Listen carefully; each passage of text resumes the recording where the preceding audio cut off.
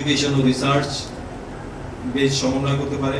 Museum দেবে real collection এবং field training, laboratory দেবে এক্সামিনেশন ও ট্রিটমেন্ট সাপোর্ট, পলিসি ইনস্টিটিউশন দেবে স্ট্যান্ডার্ডস, ফান্ডিং এবং ন্যাশনাল কোঅর্ডিনেশন।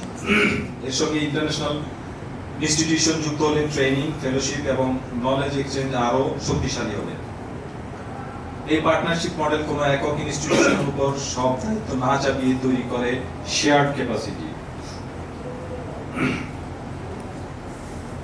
এই এডুকেশন মডেল একটি কনসেপচুয়াল পাথওয়ে হিসেবে বিবেচনা করা যায়। একটি সাস্টেনেবল প্রফেশন তৈরি করতে হলে ফর্মাল এডুকেশন অপরিহার্য। ব্যাচেলর লেভেলে থাকবে foundation knowledge, materials, ethics and preventive conservation, মাস্টার্সে স্পেশালাইজেশন ও অ্যাডভান্স প্র্যাকটিক্যাল ট্রেনিং এবং রিসার্চ। ইন্টার্নশিপ হবে সুপারভাইজ প্রফেশনাল প্র্যাকটিসের ব্রিজ। রিসার্চ স্টেজে কাজ হবে বাংলাদেশ স্পেসিফিক ডিটোরিয়েশন, ম্যাটেরিয়ালস এবং কনজারভেশন সায়েন্স নিয়ে। শেষে গ্র্যাজুয়েট প্রবেশ করবেন প্রফেশনাল প্র্যাকটিসে আর কন্টিনিউ প্রফেশনাল ডেভেলপমেন্টের মাধ্যমে দক্ষতা বজায় রাখবেন।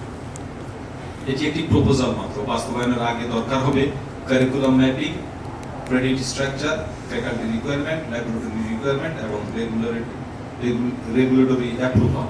ঢাকা বিশ্ববিদ্যালয়ের মতো একটি প্রতিষ্ঠান এই শিক্ষার জন্য একটি গুরুত্বপূর্ণ একাডেমিক প্ল্যাটফর্ম হতে পারে।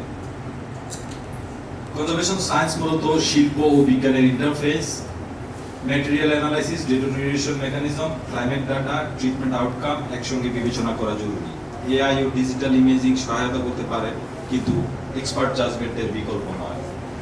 বাংলাদেশের জন্য দরকার লোকাল ম্যাটেরিয়াল, ট্রপিক্যাল ডিটোরিয়েশন এবং লো কস্ট টেকনোলজি নিয়ে অ্যাডভান্স এভিডেন্স বেসড স্টাডি।